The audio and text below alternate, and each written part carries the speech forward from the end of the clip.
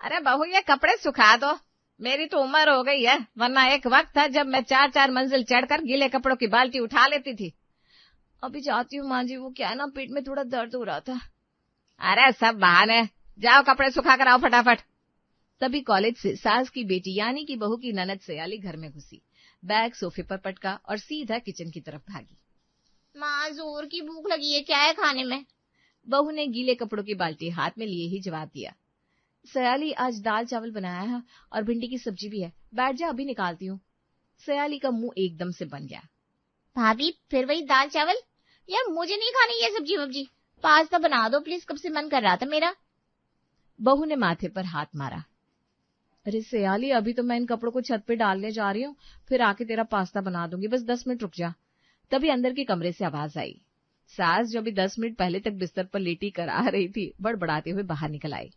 अरे मेरी गुड़िया को पास्ता खाना है, रुक बेटा मैं अभी बना देती हूँ तेरे लिए, तू क्यों परेशान होगी। इस भाभी को तो कुछ ठीक से बनाना आता ही नहीं, हमेशा वही रटा रटाया दाल चावल। बहू ने हैरानी से पीछे मुड़कर देखा। अभी थोड़ी देर पहले तो सास पेट पकड़ कर लेटी थी, हाय हाय कर रही थी, और अब एकदम फुर्ती से किचन में घुस गई थी। माँ जी आप तो लेट गई थी ना, तबीयत ठीक नहीं थी आपकी। सास ने पलटकर ऐसे देखा जैसे बहू ने कोई पाप कर दिया हो। अरे तबीयत की बात छोड़, मेरी बच्ची भूखी बैठी है और तू यहाँ मुझसे मेरी तबीयत पूछ रही है, जा तो अपना काम कर, ये मैं संभाल लूंगी। बहू कुछ बोलने वाली थी कि सयाली बीच में कूद पड़ी।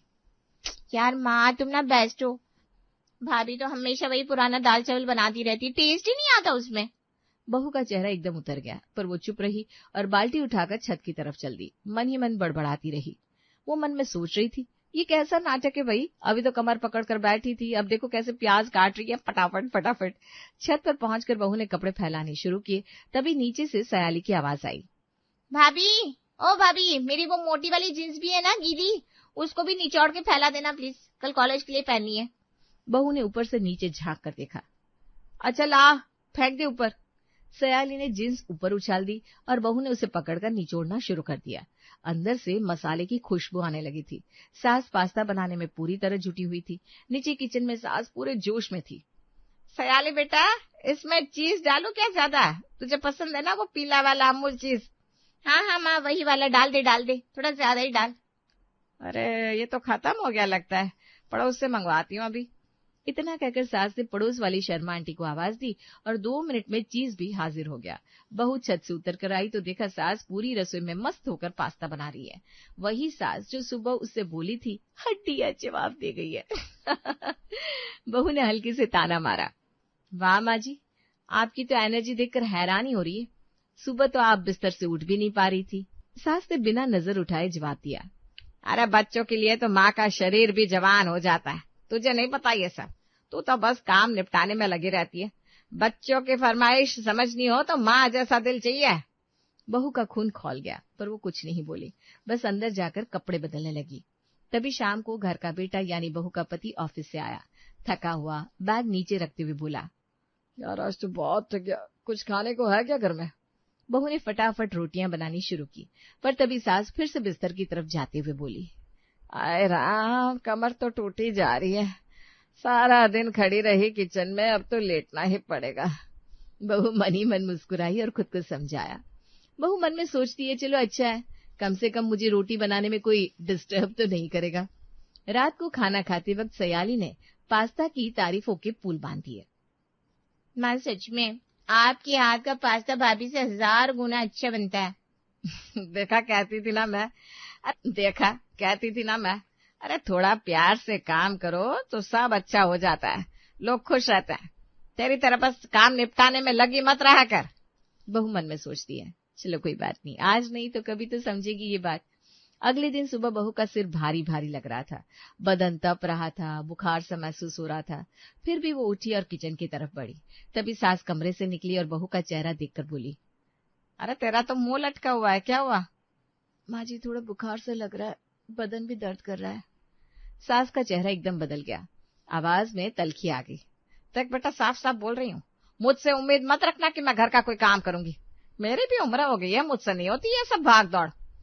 बहू कुछ बोल पाती उससे पहले ही सास अपने कमरे में जाकर पल्ला झाड़ कर बैठ गई। बहू का पति यानी सास का बेटा ये सब देख रहा था। उसने बीवी का चेहरा देखा, हाथ छू कर देखा, बुखार महसूस हुआ तो फौरन बोला, अरे यार तुम्हें तो तेज बुखार है, आज तुम आराम करो, मैं ऑफिस से छुट्टी ले लेता हूँ। अरे नहीं नहीं, इतनी भी जरूरत नहीं है, मैं संभाल लूंगी। अरे नहीं यार, बहस मत करो, मैं फोन करता हूँ बॉस को। पति ने छुट्टी ली और घर के सारे काम खुद संभालने लगा, झाड़ू, बर्तन, कपड़े, नाश्ता, सब कुछ। उधर बहू बुखार में तपते हुए भी लैपटॉप खोलकर बिस्तर पर बैठ गई और ऑफिस का काम करने लगी। पति ने देखा तो हैरान होकर बोला, यार क्या कर रही हो तुम, तबीयत इतनी खराब है और तुम लैपटॉप लेकर बैठी हो, थोड़ा आराम कर लो चलो। अरे क्या करूं, टीम को रिपोर्ट भेजनी है आज, नहीं भेजूंगी तो कल परेशानी हो जाएगी। तभी सास कमरे में आई। बहू को लैपटॉप पर काम करते देख उसकी भौहें चढ़ गई, पर वो कुछ बोलने के बजाय अपना ही राग अलापने लगी। तबीयत तो मेरी भी बहुत खराब होती है, लेकिन मैं तो फिर भी कितना काम करती हूँ, सुबह से शाम तक लगी रहती हूँ घर में। यह तो ऐसी है, जरा सी तबीयत खराब हुई नहीं कि बिस्तर पकड़ लेती है, इसका कुछ नहीं होगा, कुछ नहीं करेगी है।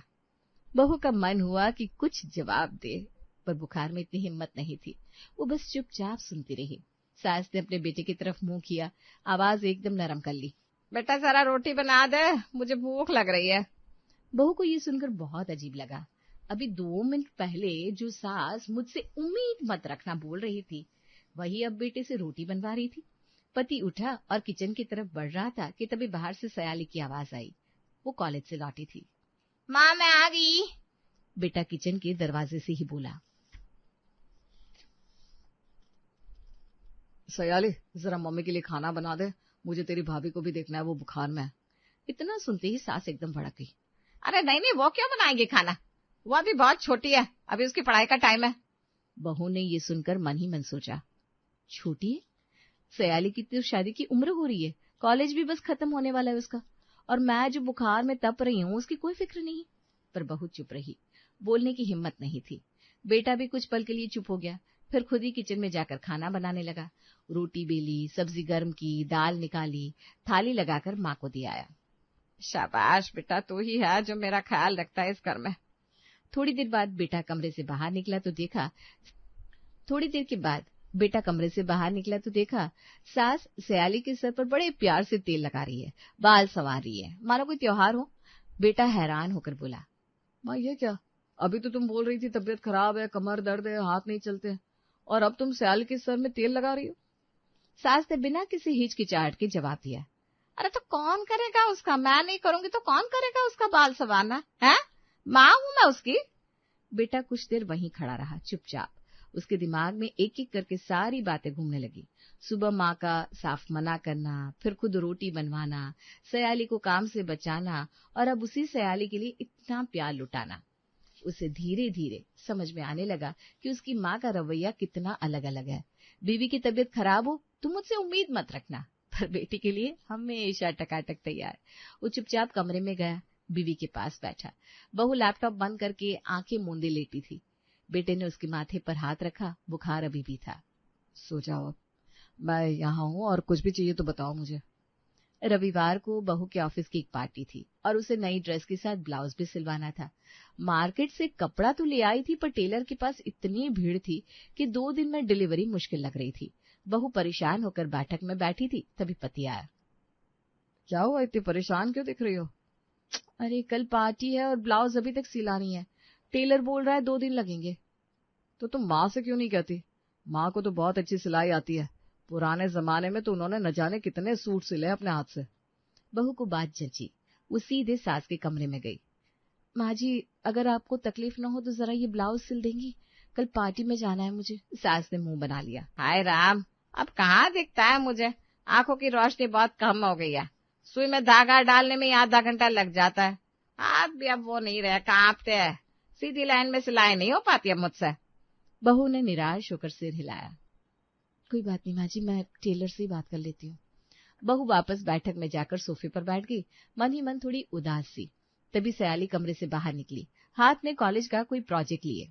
माँ मुझे कल तक असाइनमेंट के लिए थोड़ा सूट चाहिए, कोई पुरानी साड़ी हो तो काट दो ना। सास एकदम फुर्ती से उठी, अलमारी खोली, एक अच्छी खासी साड़ी निकाली और कैंची लेकर बैठ गई। फटाफट फटाफट कतर कतर के सूत निकालने लगी, वो भी बिना चश्मा लगाए, बिना किसी दिक्कत के। ले बेटा, इतना काफी है क्या, या और चाहिए तेरे को? बहू ये सब देखकर हैरान रह गई। अभी 2 मिनट पहले जो सास आंखों की कमजोरी, हाथ कांपने की बात कर रही थी, वही अब कैंची लेकर एकदम सफाई से साड़ी काट रही थी। बहू चुपचाप पति के पास गई, धीरे से बोली, सुनो, अभी माँ जी ने मुझसे कहा उनकी आंखों से दिखता नहीं, हाथ कांपते हैं, सिलाई नहीं हो पाती, और अभी देखो सयाली के लिए कैसे साड़ी काट रही हैं फटाफट, बिना किसी दिक्कत के। पति का चेहरा भी हैरानी से भर गया। कुछ पल तक वो चुपचाप देखता रहा। यार सच में, ये तो मैंने भी कभी देखा नहीं माँ का ये रूप। पता नहीं क्यों माँ तुम्हारे और सयाली के मामले में इतना फर्क करती है, मुझे भी समझ में नहीं आ रहा।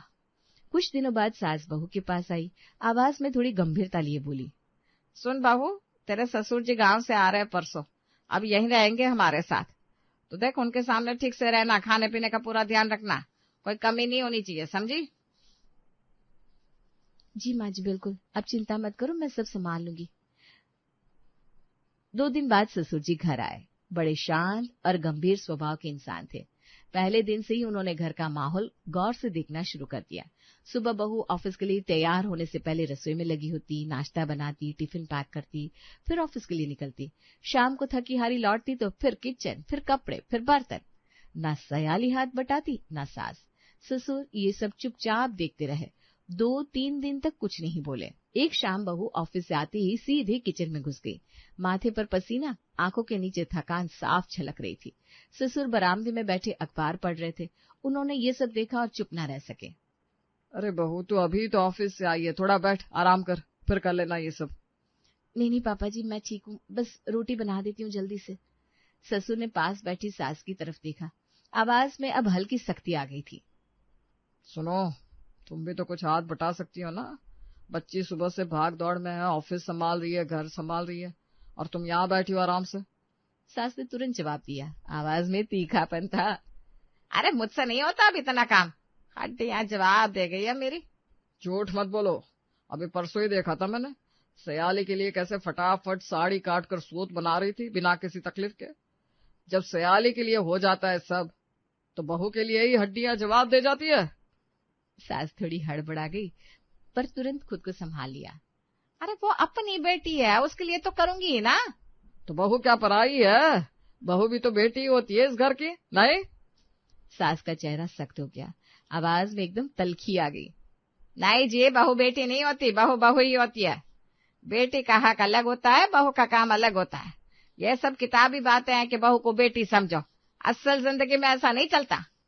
ससुर ने गहरी सांस ली, सिर हिलाते हुए बोले, यही तो गलत सोच है तुम्हारी। अगर बहू इस घर की इज्जत बचाए रखने के लिए दिन रात एक कर सकती है, तो उसे भी वही प्यार, वही आराम मिलना चाहिए जो सयाली को मिलता है। ये कोई इंसाफ नहीं है। बहू किचन के दरवाजे पर खड़ी ये सब सुन रही थी। हाथ में बेलन लिए, आंखों में हल्की नमी आ गई थी। कभी किसी ने इतना खुलकर उसका पक्ष नहीं लिया था इस घर में। वो चुपचाप वापस अंदर चली गई। आंसू पोंछते हुए फिर से रोटी बेलने लगी। तभी सयाली अपने कमरे से निकली, हाथ में मोबाइल लिए। पूरी बातचीत का कुछ हिस्सा उसने भी सुन लिया था। उसने आते ही माँ का पक्ष लेना शुरू कर दिया। पापा, अब भाभी की साइड क्यों ले रहे थी? माँ ठीक तो कह रही है, बहू का काम होता है घर संभालना। ससुर ने बेटी की तरफ देखा। आवाज में निराशा साफ छलकी। यही सोच सिखाई है तुम्हारी माँ ने तुम्हें? कल को जब तुम्हारी शादी होगी और तुम बहू बनोगी किसी घर की, तब भी यही सोचोगी? पिताजी की बात भाई के दिल में भी गहरे उतर गई थी। रात को वो सयाली के कमरे में गया। सयाली, एक बात कहनी है तुझसे। हाँ भैया, बोलो ना। देख, तू भाभी के लिए हमेशा यही सोचती है कि उनके लिए तो सब कुछ हो सकता है, हर काम उन्हीं को करना है। पर सोच, तेरी भी तो 1-2 साल में शादी होने वाली है, तब तू भी तो किसी की बहू बनेगी ना। तो क्या हुआ, मैं तो घर की बेटी हूँ, मुझे आराम मिलना ही चाहिए। भाभी का काम है घर संभालना, ये तो हर घर में होता है। यही तो गलत सोच है सयाली।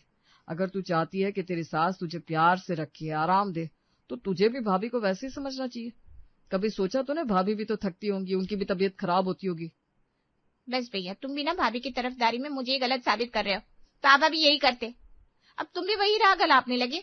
मैं तरफदारी नहीं कर रहा हूँ सयाली, सही बात कर रहा हूँ। नहीं सुननी मुझे ये सब सारी सही बातें, जाओ यहाँ से। इतना कहकर सयाली ने दरवाजा बंद कर लिया। भाई मायूस होकर बाहर निकल आया।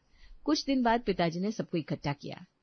सुनो सब, सयाली के लिए अच्छा रिश्ता आया है, लड़के वाले अगले हफ्ते देखने आ रहे हैं। अरे वाह बहू, सुन ले, अगले हफ्ते मेहमान आ रहे हैं, अच्छे से तैयारी करनी है सबकी। जी माँ जी, मैं देख लूंगी सब। तय दिन लड़के वाले घर आए, खाना परोसा गया तो होने वाली सास खाते खाते बोल उठी, वाह, इतना लजीज खाना। मैं तो खाने पीने की बहुत शौकीन हूँ, मेरा बेटा भी बहुत शौकीन है। बताइए तो, बनाया किसने है ये सब? ये सब मेरी बहू ने बनाया है। अरे, तो फिर हम अपने बेटे की शादी आपकी बहू से ही करा दे। सब हंस पड़े। सयाली का चेहरा उतर गया पर वो चुप बैठी रही। सच में आपकी बहू बहुत गुणी लगती है। सुना है नौकरी भी करती है, अच्छा पैसा भी कमाती है और साथ में घर का इतना काम भी संभाल लेती है। देखने में भी इतनी सुंदर है, हमें तो ऐसी ही बहू चाहिए घर में। फिर सयाली की तरफ देखकर बोली, सयाली बेटा, तुमने अपनी भाभी से कुछ सीखा नहीं क्या इतने सालों में? थोड़ा घर के काम में हाथ बटाना, खाना बनाना, ये सब तो आना चाहिए लड़कियों को। सयाली का चेहरा शर्म और गुस्से से लाल हो गया पर कुछ बोल नहीं पाई। अरे नहीं नहीं, सयाली को भी सब आता है, वो तो बस अभी पढ़ाई में लगी है ना, इसलिए ध्यान नहीं दे पाती। अरे कोई बात नहीं, शादी के बाद सब सीख ही जाती हैं लड़कियां, हम भी सिखा देंगे धीरे धीरे।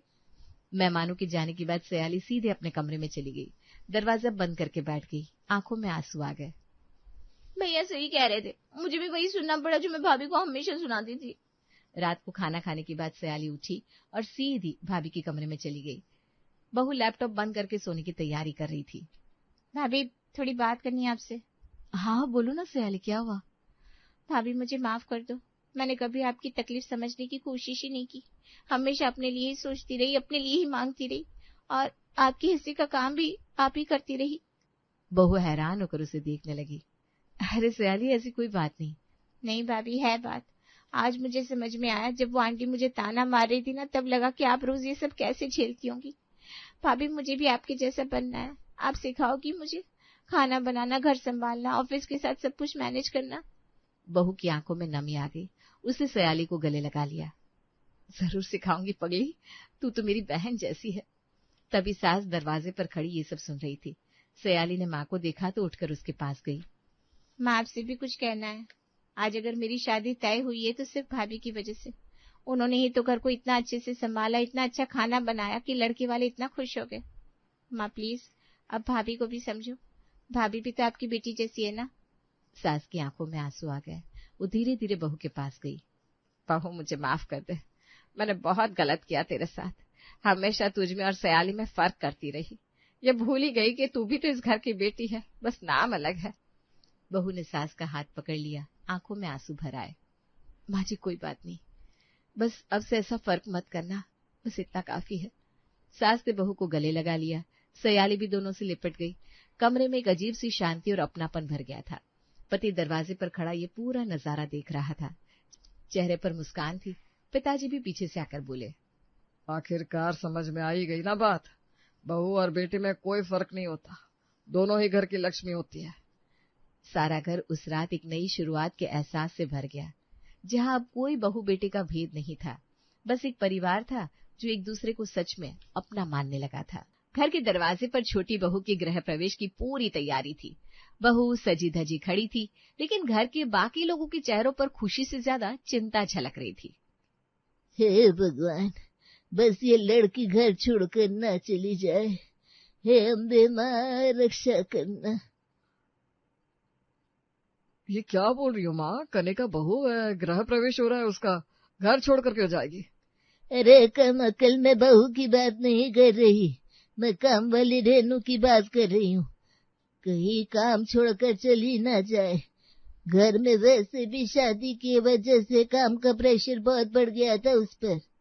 दोनों माँ बेटों की कानाफूसी सुषमा के कानों में पड़ती है और वो तुरंत उनके पास जाकर कहती है, चुप रहिए अम्मा जी, नई बहू के सामने ऐसी बातें बोलेंगी आप? कितना शुभ समय है और ऐसी शुभ घड़ी में आप अशुभ बातें कर रही हैं। भगवान ना करे अगर आपकी जीभ पर सरस्वती मैया बैठ गई और रेणु ने काम छोड़ दिया, फिर पता नहीं क्या होगा। दरअसल इस घर में पहले बड़ी बहू भी घर के काम से परेशान होकर मायके जा चुकी थी। अब केशव परिवार की सारी उम्मीद रेणु से ही थी। कनिका को खुश रखना था तो रेणु का रहना बड़ा जरूरी था। तभी दरवाजे पर खड़ी कनिका की गृह प्रवेश की रस्म शुरू हो जाती है। हे भगवान, अभी तक किसी ने अनाज से भरा कलश भी तैयार नहीं किया। मैं लेकर आता हूँ, 2 मिनट। रवि किचन में जाता है, उसे कहीं कलश नहीं दिखता। अरे कलश कहाँ है? कहीं कलश नहीं दिख रहा पापा, कहीं कोई गड़बड़ ना हो जाए। अरे कलश नहीं मिला तो क्या हुआ, कुछ और रख दे। जल्दबाजी में रवि कलश की जगह कच्चे चावल का बड़ा डिब्बा लाकर चौखट पर रख देता है। चलो भाभी, अब इसे पैर से आगे कर दो। ये कलश है? ये तो डब्बा लेकर आ गए भैया। अरे कोई बात नहीं भाभी, है जेठ ने इतना कर दिया, कम है क्या? वैसे भी आजकल ना थोड़ा मॉडर्न गृह प्रवेश चल रहा है, इसकी रील कटेगी तो पक्का वायरल हो जाएगी। कनिका हंसते हुए डिब्बे को पैर से आगे करती है और शुभ का हाथ पकड़े अंदर आ जाती है। अब लाल रंग की रंगोली वाली थाली लाई जानी थी, जिसमें बहू पैर रखकर आगे बढ़ती। ध्यान से बेटा, पहले दायां पैर रखना।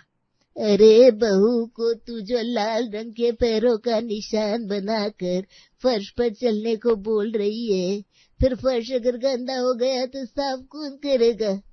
पूरा परिवार एक दूसरे का चेहरा देखने लगता है। अरे कनिका बहू शौक में क्यों आ गई?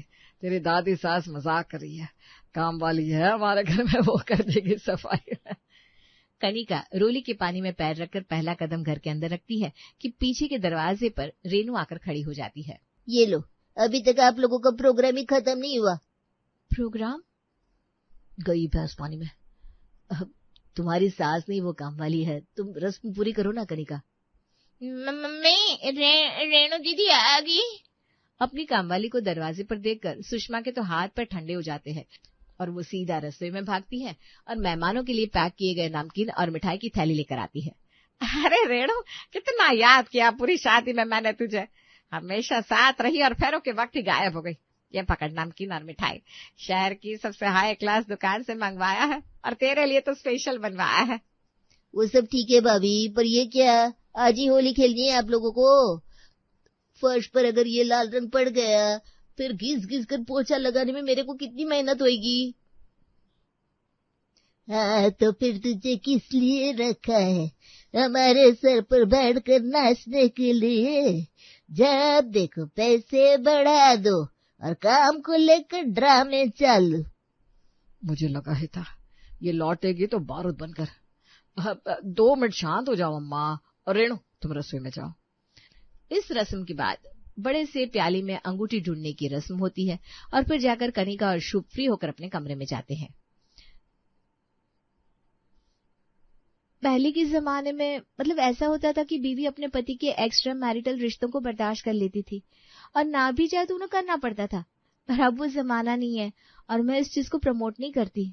अरे बिल्कुल करना भी नहीं चाहिए, पर हमारी सुहाग रात पर तुम ये सब क्या कह रही हो? कनिका की आंखें गहरी हो जाती है। वो जो औरत आई थी ना रेणु, उससे पापा जी का क्या संबंध है? उन्हें देखकर जिस तरह दीदी घबरा रही थी, दादी उन पर गुस्सा कर रही थी और मम्मी जी तो ऐसे उसके साथ पेश आ रही थी जैसे वो तुम्हारी छोटी माँ हो। अरे ये काम वालियों के नाम का ग्रहण पता नहीं कब हमारे घर से उतरेगा। तुम्हें मिसअंडरस्टैंडिंग हो गई है कनिका। एक्चुअली प्रॉब्लम ये है कि अच्छा कुछ नहीं है, पर तुम जो समझ रही हो ना वैसा तो कुछ भी नहीं है। रेणु आंटी हमारे घर की काम वाली है, इसके पहले वाली काम वाली ने भी काम छोड़कर चली गई थी, ये बड़ी मुश्किल से मिली है, कहीं ये भी काम ना छोड़ दे, इसलिए आज सब जरा सा घबरा रहे थे। कनिका जोर जोर से हंसने लगती है। अब वो रिलैक्स थी। अगली सुबह उठते ही वो अपनी दादी सास के कमरे में जाकर उनका आशीर्वाद लेती है। अपनी पहली रसोई में अगर पानी पूरी बनाकर खिला दोगी बहू तो बड़ा अच्छा लगेगा मुझे। बारिश का मौसम है ना, तो ये लोग बाहर की पानी पूरी खाने नहीं देते। पूरे 2 महीने से पानी पूरी की तलब लग रही है। पानी पूरी? आई विल ट्राई दादी जी। मुस्कुराती हुई कनिका किचन में जाती है और पानी पूरी की तैयारी में लग जाती है। एक सामान यहाँ तो दूसरा वहां। 1 घंटे की कड़ी मेहनत के बाद पूरी तैयार हो जाती है। बस रसोई जरा बिखर जाती है। रसोई जरा गंदी तो हो गई है, पर पानी पूरी तैयार हो गई, इससे अच्छा क्या हो सकता है। वैसे सभी बहुएं तो अपनी रसोई में कुछ मीठा बनाती है। एक काम करती हूँ, पानी पूरी के खट्टे पानी के साथ एक मीठा पानी भी तैयार कर लेती हूँ। कनिका पानी पूरी का मीठा पानी तैयार कर पतीले में भर रही होती है। तभी कुछ बूंदे फर्श पर छलक जाती है और फर्श हो जाता है चिपचिपा और उस पे लग जाती है चींटियां। तभी रेणु झाड़ू पोछा का काम करने किचन में आती है। बाबा रे बाबा, बाहर दादी दे रही थी ताना और इधर रसोई में बिखरा पड़ा है खाना। अरे बहू, फर्श पर मीठा पानी गिराने की क्या जरूरत थी? बस 100-200 चींटियां लगी है, बताओ। कुछ ऐसा गिरा थी कि शेर सियार आ जाए। अब इस घर में मैं काम नहीं करने वाली, मैं जा रही है। नई नवेली कनिका अपने ससुराल में पहली बार खाना बना रही थी और उसके सामने ही काम वाली काम छोड़कर झाड़ू जोर से जमीन पर पटक कर चली जाती है। केशव परिवार में हड़कंप मच जाता है। कोई बाहर पड़ोस के घर काम वाली का पता करने निकल पड़ता है, तो कोई फोन पर ऑनलाइन काम वालियों के ऐप पर मेड सर्च करने। आप सब घबरा क्यों रहे हैं? क्या बात हो गई? ऐसी एक काम वाली तो गई है। आज मेरी पहली रसोई है। कितने मन से मैंने खट्टे मीठे पानी की वैरायटी की पानी पूरी बनाई है, खास करके दादी जी के लिए। और आप सब है कि रेणु के पीछे लगे। पहले पानी पूरी तो खाइए, काम वाली का मसला तो मैं यूं हल कर दूंगी। तू समझ नहीं रही है बहू, बात सिर्फ काम वाली की नहीं है, तेरी भी है। इसके पहले जब काम वाली भागी थी ना, तो मेरी बड़ी बहू भागकर अपने मायके चली गई थी। आज तक बेचारा मेरा रवि कुंवारा बैठा है। अगर कहीं रेणु के जाने पर तू भी चली गई तो बिना काम वाली के आजकल कोई बहू रहना नहीं चाहती। पर काम करना किसे पसंद होता है? अच्छा, तो अब मुझे समझ में आया कि मेरे गृह प्रवेश के वक्त आप सब इतने घबराए हुए क्यों थे। आप लोग फिक्र मत कीजिए, काम वालियों से बात करने का एक तरीका होता है। जिसने वो सीख लिया ना, उसे फिर कोई टेंशन नहीं। उन्हें सहेली की तरह रखना पड़ता है। आज से पहले भले इस घर से 10 काम वालियां जा चुकी हो, पर अब ना काम वाली जाएगी और साथ में मेरी जेठानी भी वापस आ जाएगी। मुझे तो लग रहा है जैसे ये कोई एकता कपूर का सीरियल चल रहा है बेटा। तेरे आते ही सब कुछ बदलने को लग गया है। सच में शुभ, तू तो मेरे लिए साक्षात गृह लक्ष्मी ले आया। अगर तू सच में सिया और हमारे घर पर काम वाले को ले आई ना, तो ये घर स्वर्ग बन जाएगा। नहीं अम्मा? क्या? कनिका बिल्कुल भी देर नहीं करती और सीधा अपने मायके फोन लगा देती है। हाँ रेखा बता तो रही थी कि एक लड़की है, उससे काम की जरूरत है, प्रीति नाम है, बोले तो भिजवा दूं। भिजवा दूं क्या होता है मम्मी? उसकी भी कोई इज्जत होती है। मैं खुद गाड़ी से जाऊंगी उसे लेने के लिए। वैसे भी मुझे अपनी जेठानी को तो लेने जाना ही है। कनिका ड्राइवर के साथ अपनी कार में निकलती है। सबसे पहले अपनी जेठानी को रिसीव करती है और उसके बाद प्रीति को रिसीव करने निकल पड़ती है। तुम नहीं हो ना, इसलिए तुम्हें ऐसा लग रहा है। नहीं थी मैं तो मुझे भी लगा था सिर्फ एक काम वाली ही तो नहीं है। अगर नहीं भी रही तो मैनेज हो जाएगा। पर घर का काम इतना होता है कि काम करते करते दुरुस्त इंसान भी सुस्त हो जाता है। कितना भी करो काम खत्म ही नहीं होता। यहाँ 2-2 मिनट में दादी जी को खांसी आने लगती है और अगर उन्हें खांसी आ गई तो पापा जी पूरे घर की सफाई में लगवा देते हैं। फिर पति को खाना दो, देवर की फिक्र करो, सास को देखो, बाप रे बाप। कनिका मन ही मन ऐसे मुस्कुरा रही थी जैसे काम वालियों से काम करवाने की कोई चाबी उसके हाथ लग गई हो। गाड़ी बस स्टॉप के पास रुकती है जहाँ प्रीति उनका इंतजार कर रही थी। नमस्ते मैडम, आंटी जी ने बताया ज्यादा दूर का रास्ता नहीं है, मैं पीछे ऑटो से आ जाती हूँ, आप जरा किराया देख लीजिएगा। हट पगली, कुछ भी बोलती है। और ये मैडम क्या होता है? अब से समझ ले, हम 2 नहीं 3 बहुएं हैं, कसाब खानदान की। आजा हमारे साथ बैठ जा। कितने अच्छे संस्कार है बहू रानी के।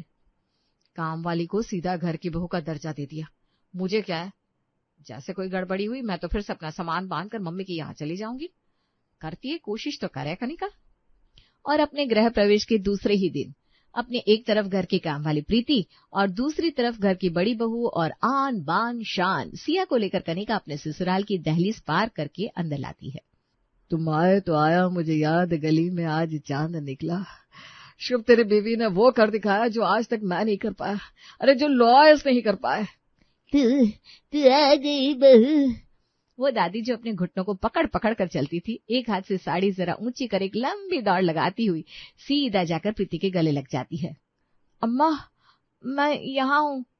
वो तो मुझे पता है, मैं तो इस कन्या के गले लग रही हूँ। अब यही तो हमारे घर का काम संभालेगी। वैसे भी अगर ये नहीं आती तो तू थोड़ी ना आती। आ बेटा आ। इतनी खुशी तो मेरी माँ को भी मुझे देखकर नहीं होती। सच में ऐसा लग रहा है जैसे मैं अपने असली घर में लौट आई हूँ। प्रीति और सिया के आने की खुशी में सब बड़े खुश थे। पूरा परिवार साथ में खाना खा रहा था। तभी कनिका रसोई में बैठकर खा रही प्रीति के पास जाती है। तुम यहाँ बैठकर क्यों खा रही हो? चलो डाइनिंग टेबल पर हमारे साथ बैठकर खाओ। मैंने कहा ना, तुम मेरी सहेली हो, तुम्हारा पूरा हक है। ऐसी बात है तो फिर मैं डाइनिंग टेबल पर बैठकर नहीं खाएगी कनिका भाभी, मेरे को ना कंफर्टेबल नहीं लगता। मेरे को बिस्तर पर बैठकर खाने की आदत है, मैं तुम्हारे कमरे में जाकर खा लेती है। मैट्रेस तो अच्छी कंपनी की है ना। वो क्या है ना, सख्त गद्दे पर बैठने से मेरे कमर में ना जरा दर्द आ जाता है। अगले दिन से प्रीति अपना काम संभाल लेती है। एक हफ्ते बाद, इतने लफड़ों में मेरा तो हनीमून ही रह गया। बताओ कितने सारे कपड़े लिए थे मैंने उस नाम से। कोई बात नहीं, यहाँ पहन लेती हूँ। एक शॉर्ट पैंट के साथ कट स्लीव्स की ढीली सी टॉप पहनकर कनिका कमरे से बाहर आती है। डाइनिंग टेबल पर पूरा परिवार खाना खा रहा था। कनिका को देखकर सब एक दूसरे की ओर देखने लगते हैं। कितनी अजीब लग रही है भाभी इन कपड़ों में, नाटी और मोटी। कैसी लग रही हूँ मैं? अरे भाभी पूरी रेसलर लग रही हो। प्रीति की बात सुनकर कनिका का चेहरा ही उतर जाता है। प्रीति क्या हुआ भैया? भाभी ने पूछा कैसी लग रही हो तो मैंने सच सच बोल दिया। दुश्मन होती तो कह देती वो भाभी मॉडल लग रही है, पर दोस्ती की लाज रखनी पड़ती है ना। ये बड़ा अच्छा था। रोज की तरह एक रात कनिका दूध का ग्लास लेकर अपनी सास के कमरे में जाती है। फिर से बाल, तेरे बालों ने परेशान कर दिया है बहू, कटवा क्यों नहीं लेती? ऐसे झड़ते झड़ते तो ये गायब हो जाएंगे। सच में मम्मी जी, ठीक है मैं कल ही कटवा आती हूँ। अगली सुबह पार्लर खुलते ही सिया के साथ कनिका पार्लर चली जाती है और शॉर्ट हेयर के साथ वापस लौटती है। प्रीति आराम से झाड़ू लगा रही थी कि उसकी झाड़ू से लगता है कनिका का पैर। Sorry sorry sorry. अरे भाभी सही लग रही हूँ ना मैं? अरे राम, शनिवार को बाल कटवा कर आ गई भाभी, शर्म नहीं आती आपको? अरे एक बार तो गृह गोचर का सोचा होता। इसमें शर्म की क्या बात है? बाल ही तो कटवाया है, किसी की नाक नहीं कटवा दी। बड़ा बोलती है ये लड़की। देखा जाए तो गलत भी नहीं बोलती, थोड़े नियम कायदे और संस्कार तो माननी चाहिए। दोपहर को दोनों देवरानी जेठानी किचन में जाती है। प्रीति को कुछ ज्यादा ही सर पर चढ़ा रखा है तुमने कनिका। ये देखो हम दोनों यहाँ रसोई में भी आ गई और ये मैडम का अभी तक अता पता नहीं। प्रीति, ओ प्रीति कहाँ हो? दिमाग की थोड़ी पैदल हो क्या भाभी? जब हाथ में फोन है तो एक बार मिस कॉल कर दो ना, या मैसेज ड्रॉप कर दो। गला काय को फाड़ रही हो? दादी अम्मा सो रही है। प्रीति का मुंह बन जाता है। मेरे हाथ की चटनी ना अम्मा जी को बड़ी पसंद है और पापा जी तो दीवाने हैं मेरे हाथ की चटनी के। पहले जब यहाँ थी ना तो आए दिन इडली डोसा बनाती थी। मेरी वही यादें वापस आ गई। आज तो चटनी मैं ही बनाऊंगी। अरे बिल्कुल बिल्कुल भाभी, एक काम कर प्रीति। एक क्या, दिन भर सारे काम तो प्रीति ही करती है, अब जैसे निठली थोड़ी ना हो भाभी। वैसे मैं क्या कह रही थी, मैं सांबर की तैयारी कर देती हूँ, इडली भी तुम बना लेना भाभी। अब जब सहेली बोला है तो काम बराबर में बांटना चाहिए ना। सिया टेढ़ी नजर से कनिका को देखती है। मुझे पता ही था आजकल किसी को उंगली पकड़ाओ तो सीधा सर पर बैठ जाता है, और कनिका ने तो इसे सर पर ही बिठाया था। इडली और डोसा बनने की खुशी में दोनों बेटों ने आज छुट्टी ले रखी थी। पूरा परिवार एक साथ टेबल पर खाना खाने बैठता है। कनिका शुभ के प्लेट में 2 इडली रख रही थी कि प्रीति उसका हाथ पकड़कर उसे पीछे कर देती है। तुमसे मेरे को यही उम्मीद थी भाभी। कई बाजार में खाना खा के आते हैं भैया कि एक प्लेट में 2 इडली रख दी। सारा काम वही तो करते हैं, कम से कम सबको ढंग से खाना तो दो। चलो हटो, मैं खिलाती हूँ सबको पेट भर के। भैया खाना पेट भर के खाओ, कैसे दुबले पतले हो गए हो। बात तो वैसे सही कह रही है प्रीति, कुछ दिनों से मुझे भी ना तू बड़ा दुबला पतला सा लग रहा है। जरा ध्यान दे अपने पति पर कनिका। अरे भाभी क्या ध्यान देगी, भाभी रसोई पर भी ध्यान नहीं दे पाती। कल दाल में नमक डालना भूल गई थी। रोटी सेकती है तो ऐसी के एक तरफ जल कर राख तो दूसरी तरफ कच्ची। कभी कभी तो लगता है आपके साथ ना ठग हो गया। अगर वक्त पर मैं आपसे मिली होती तो हो सकता है इस घर की दूसरी बहू मैं ही होती। क्यों भाभी? अभी तक प्रीति को सह देने वाली कनिका को ये मजाक बहुत बुरा लगता है और वो गुस्से से अपने कमरे में चली जाती है। बताओ ये कोई तरीका है मेरे पति के सामने मेरा हाथ पकड़कर मुझे पीछे कर दिया और खुद सबको खाना परोसने लग गई, और शुभ ने भी कुछ नहीं बोला। और मम्मी जी को उसकी बात सुनने के बाद शुभ पतला भी लगा। सुबह पापा जी प्रीति की बात को सपोर्ट करते हुए मुझे बाल काटने पर बोलने लग गए थे। ये प्रीति ने हद कर दी है, जैसी राग छेड़ती है सब इसके राग के सुर मिला लेते हैं। तभी सिया कमरे में आती है। बदतमीजी देख रही हो ना प्रीति की भाभी? और बनाओ काम वाली को सहेली। पहले दिन मिलते ही इसे घर की तीसरी बहू का दर्जा दे दिया था। मुझे तो लग रहा है जिस हिसाब से घर वाले उसे सपोर्ट दे रहे ना, तुम्हारी सौतन जल्दी ही बन जाएगी वो। हे भगवान, ऐसा मत बोलो भाभी। प्रीति को इस घर से निकालना होगा, उसके बदले मैं काम वाली बाई बन जाऊंगी। पर ऐसा मत करिए,